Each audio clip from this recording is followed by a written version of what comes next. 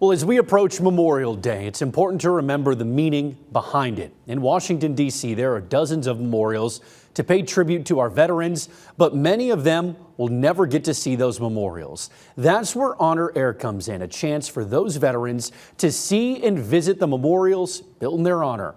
Our own Casey Wheelis got the chance to fly with them on the 36th flight.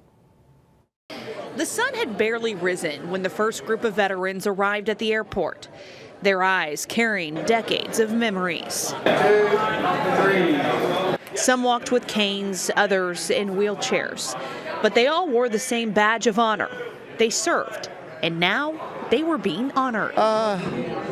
Just being back in around the memorials. I've been around the World War II, Vietnam, the Korean.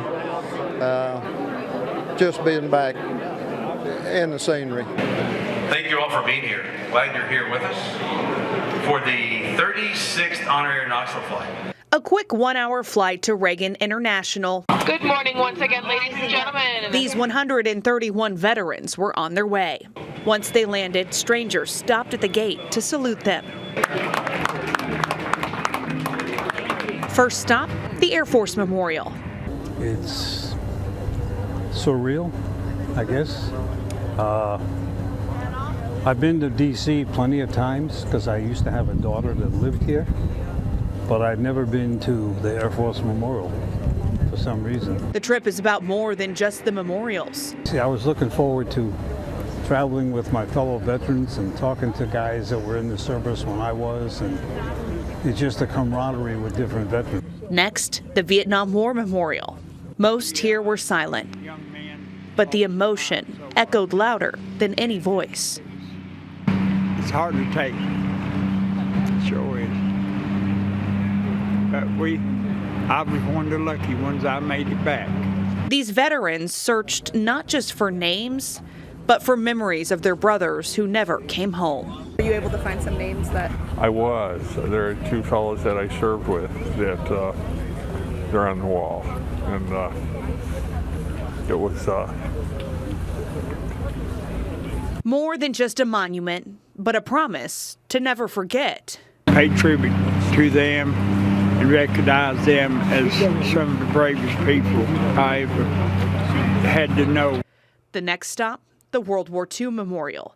There they were greeted by Senator Marsha Blackburn. I think it's so important to come by and say thank you. And to end the trip, the Marine Corps War Memorial, the tomb of the unknown soldier.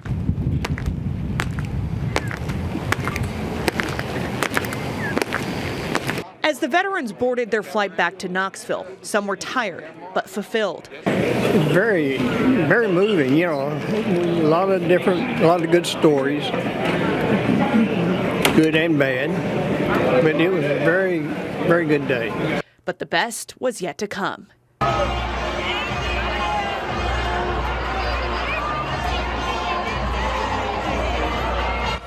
More than 1,000 people cheering, waving flags, and holding signs. For many of these veterans, it was a welcome home they never received decades ago.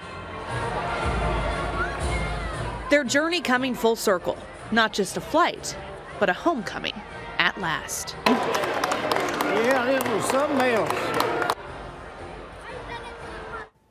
Good stuff right there. Now, not every city has an Honor Air flight. Tonight at 11, Casey sitting down with Eddie Manis, the businessman behind the Knoxville flights. We're finding out why he felt it was so important to have one of them here in East Tennessee.